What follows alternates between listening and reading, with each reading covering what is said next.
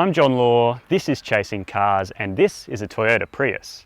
Now it's a nameplate I'm sure a lot of you will be familiar with, but that's from its very famous time in the early 2000s where this car effectively worked as Toyota's hybrid testbed. It was the first hybrid car the brand made, and it sold to a lot of success, especially to those who are a little bit eco-conscious. But now in 2020, there's a whole raft of Toyotas available on the market with a hybrid powertrain, so we're going to take a look at this Prius today and see where it sits in the range. Now, of course, it still has those Prius looks that people either loved or hated. Personally, for me, it's definitely a little bit on the negative side in terms of looks. It's a very busily designed car, but I want to hear what you have to think of the Prius in the comments section down below. And while you're down there, we'd love it as well if you could hit that subscribe button and the bell icon to help us on our way to 100K. Now, let's get into the video where we'll jump inside the interior and see what this Prius is like inside and then to drive out on the road. Now inside, the Prius pretty much mirrors its alien outside appearance in the cabin as well, so you don't have any sort of traditional gauge cluster ahead of you that's digital or analog. Instead, all of your dials and your information is up here in this little bar, and on this iTech model you also get a head-up display. In fact, it kind of reminds me a little bit of early 2000s Citroën C4, be that a good or a bad thing. Now, the rest of the cabin is perhaps a little bit more normal. There's a quite horizontal looking touchscreen here. It's 8 inches in size, and it's got a decent amount of shortcut buttons, and it's running Toyota's fairly recent software, which means it also gets Apple CarPlay and Android Auto, though it is a wired system. Below that, you've got your climate control dials, though it's only a single zone climate control, but it does have a couple of cool features like Eco Heat and Cool and a button that directs air just to the driver to save your battery and keep it super economical. Now, this is probably the weirdest part of the whole Prius interior. It's this like drive mode selection area. You've got this little blue sort of gem-like knob, which doesn't act in any way like a normal automatic gearbox, but you get your head wrapped around it pretty quickly. There's also EV mode button and drive mode, and your parking brake is just over here. Now, for a $50,000 car, honestly, the rest of the interior does feel a little bit on the cheaper side. You've got hard touch up here on the dash. Well, I mean, I suppose it's strictly soft touch, but it's very firm to the touch. And the door cards feel a little bit flimsy, and this airbag cover is lifted straight out of the very commercial Toyota Hilux. So it is a leather wrapped item. But for me, the real standout of this interior is the fact that it's got a foot operated parking brake, which to me just seems very strange, especially given this car's TNGA underpinnings. There's definitely scope to put an electric parking brake, which I just think would make a lot more sense in this vehicle. Regardless, you get wireless charging down here as well in the center console. That's standard on this iTech and the entry-level Prius. You also get nice leather upholstered seats with some perforations. They're quite soft, and the driver's seat at least gets electric adjustment, and you get dual stage heating on both seats, which is a little nicety. As for practicalities, you've got a central bin and an armrest which only opens in one direction, which is the opposite direction from the passenger, much to passengers' annoyance. You also get 2 cup holders down here and a reasonably sized door bin. So all in all, the front cabin of the Prius is definitely a bit of a weird place to be, especially if you're not accustomed to vehicles without gauges, but it's something you do get used to. It just kind of doesn't feel up to scratch of that $50,000 price tag in this iTech example. Anyway, let's jump in the back seat of this Prius and see how practical it is. And so the back seat of the Prius is much like the front seat, a little bit of a mixed bag for me. There is decent space on offer in terms of legroom. It's actually got the same wheelbase as the Toyota Corolla sedan, which is a pretty spacious vehicle. So for me at 6 foot, I've got plenty of knee room there, and toe room is pretty adequate, although again, if you want more, you're going to need to go to an SUV. However, that sloping roofline of this Prius does kind of encroach on headroom a little bit. If I sit right up straight, my head is just brushing the headliner, but again, I'm pretty tall, so that's probably not going to be an issue for most people back here. As for materials back here, they do go to very, very unpleasant and scratchy in the back here, though that faux leather armrest does remain. And amenities wise, there's not a whole amount. So you've got these 2 map pockets behind each seat, but there's no air vents back here, and there's also no USB charging socket, just a 12-volt power outlet. You do have a flip-down armrest, which is quite nicely upholstered in leather, 2 cup holders in the center, and the actual squab itself is quite supportive. It's not as soft as in some cars, and again, it's leather upholstered, just like the front seats. So The back seat then feels like it is a little bit of an afterthought, though space is pretty good. If you're looking for more space carrying capacity though, there's always the Toyota Camry, which is surprisingly quite a lot more affordable than this car. Anyway, let's jump around the rear end of the Prius and see what the boot practicality is like. So to the rear end of the Prius, and this is probably this car's strangest looking angle. We'll come back to that in the driving impressions, but as you can see, the glass is kind of split into two panels. You actually do most of your looking out of this rear panel, and the top panel's got this very afterthought looking wiper on it. So for me, it's just a generally, again, as I said at the front, it's a generally busy design and I'm not that about it. But again, let me know what you think in the comments section. Popping that boot lid, and it's a pretty practical space. It's quite a high load space and there's a tiny bit of a load lip, but it's not a big issue to slide bags in and over the top of that.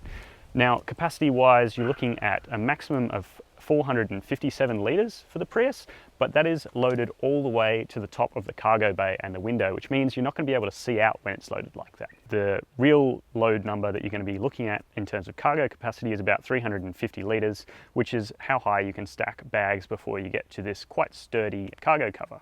Now, the rest of the boot, there's a couple of little things like these shopping bag hooks on either side that are deployable, which are neat, but under this floor there's no extra storage for anything, and there's no spare tyre under the boot floor, which to me kind of makes sense because this car's designed for mainly urban use, but still it'd be nice to have something more than just the tyre inflation goo. As for finishing, it's actually a pretty nicely finished little load bay. The carpet isn't as cheap as on some Toyota models, so yeah, all in all, relatively practical. I reckon that's all right. Now let's get this Prius out onto the road and see how she drives. So now we get into the driving of the 2020 Toyota Prius i-Tech. Now, I'm not gonna lie, I own a t-shirt that says on the back of it, life's too short to drive a Prius. It's in direct reference to this car's sort of stodgy and uninspiring image that it's had traditionally. But I'm pleased to find out, and I'm sure you will be too, that this thing's actually pretty good to drive. And that starts with the engine and the drivetrain of this vehicle. Now, as you'd expect, the Prius is only available in a hybrid setup. However, in the US and other markets, you may be familiar with the Prius Prime, which is a plug-in hybrid version of this, so you can travel further on battery power. We don't get that here in Australia. We only get this 1.8 litre four-cylinder engine combined with a nickel metal hydride battery, not lithium ion, at least just yet, and a electric motor. And that produces outputs of 90 kilowatts, say Toyota, of power, but they don't quote torque figures. To my butt dyno, it feels like this car's producing about 180, sort of 200 Newton meter number, which is pretty adequate to propel its 1375 kilograms. Now, I'm not going to say this car's quick, but from the lights and around town up to say about 80 k's an hour, it feels peppy enough, and you can definitely keep up with regular traffic. But you're not going to surprise any hot hatches, unlike the 2.5 litre hybrid powertrain. Being a hybrid, you do have access to battery only driving. You can start this car and it starts in battery mode only, which is nice in the morning. You don't get woken up by a big combustion engine roaring into life. There's also EV only mode, which allows electric zero pollution driving below 40 kilometers an hour. Well, you can switch it on below 40 kilometers an hour, and then you can sort of drive around on the electric motor and battery. But it doesn't allow very swift progress, we'll say, and you find yourself accidentally triggering the petrol motor when you press the accelerator too far. But hey, it's not an electric car, and it's certainly not a plug-in hybrid, so we can forgive it for that. Now, we've got to talk a little bit about competitors here, because the price of the Prius, you can get a couple of EVs that are on sale here in Australia. $50,000 and $594 for this vehicle. You can pay a little bit more to get the full Hyundai Ioniq EV in elite trim. So if you really want to save the environment and save money as well, you're probably going to want to go for an EV like that, or maybe a Nissan Leaf, though this car is a much nicer drive and has a much more sophisticated feeling interior than the Leaf. Now, this is the first generation of Prius to sit on Toyota's TNGA platform, and that's transformed it for the very, very positive indeed. It's the same underpinnings that underpin the Toyota Corolla as well, which this car shares its 2700mm wheelbase, though it is slightly shorter, 80mm to be exact. Now, this is probably the best application of that TNGA platform in my book.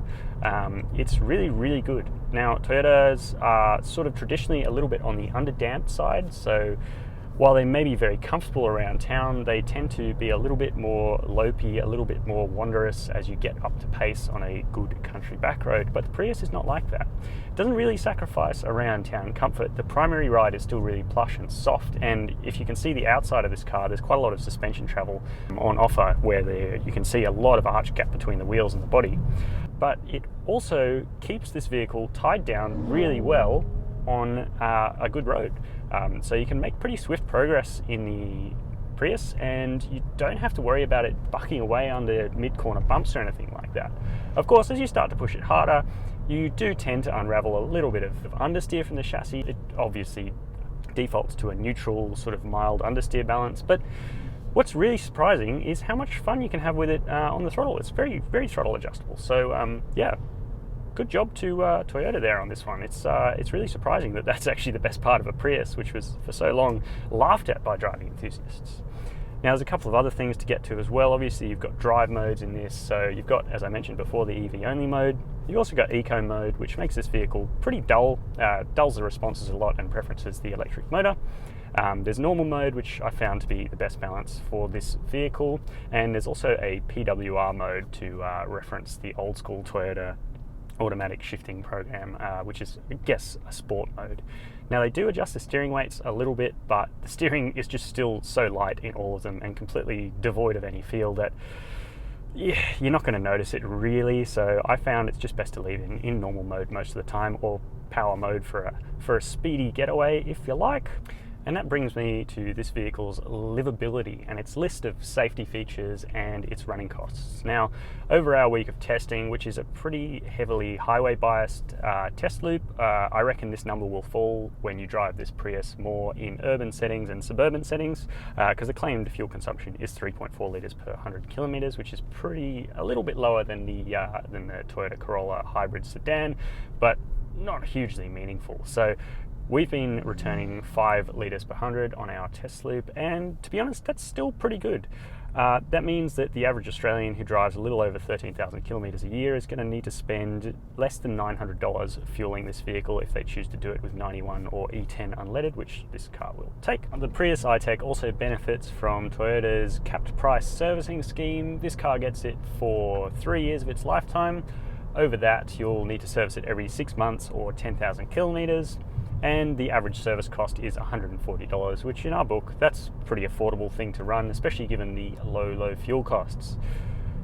Now, there's a couple of other things about this Prius, including the NVH, which is otherwise incredibly well suppressed, except that these Bridgestone Turanza T002 tyres do have the tendency to, on very smooth surfaces, like on highways where the trucks have worn away some of the top level of tarmac, they have this quite high-pitched hum. Not a really big issue, honestly, but I think it's just from the tyres. It's definitely no wind noise, because this thing is otherwise pretty well suppressed, and as you would expect from a vehicle that is very frugal, it cuts through the air pretty damn well. There's a couple of other things. So it misses out on AEB with junction assist, but you wouldn't expect that on a car that was developed in 2016. It does get 7 SRS airbags and a 5-star ANCAP rating, but it misses out on parking sensors front and rear. Even on this range-topping I-Tech model, you don't get parking sensors. Now, it's not too bad of a car to park because it's not particularly huge, but looking out the rear window, which is sort of awkwardly split into 2 panes of glass, it can be a little bit of a tricky one to judge where the actual rear of the car is. So I just would have expected parking sensors to be included at this price, that's all. However, it does have adaptive cruise control, which works pretty nicely, and lane keep assist. This is probably one of the better tuned Toyota lane keep assists that I've experienced. It does a pretty good job of keeping you in lane. So, those are our detailed opinions of the 2020 Toyota Prius I-Tech. Now, hand on heart, I enjoyed this car a lot more than I expected to, especially the chassis dynamics. This is probably one of the best suspended Toyotas, save for their performance vehicles, that you can buy on sale today. However, there's a couple of things that really let it down, and it's mainly to do with that $50,000 plus price tag. Because the thing is, you can get this drivetrain in a Toyota Corolla sedan, which is more space on offer for an awful lot less money. So If you like the looks of the Prius, it may be just the right car for you because it definitely has some pretty insane exterior styling. But to me, it sits in a bit of a weird spot in the Toyota range. But I want to hear what you have to say about the Prius. Perhaps they could send us the plug-in hybrid Prius Prime that the USA gets to take on rivals like the Hyundai Ioniq. But while you're down there, we'd also love it if you could hit subscribe and that bell icon to help us on our way to 100K. And as always, thanks for watching Chasing Cars.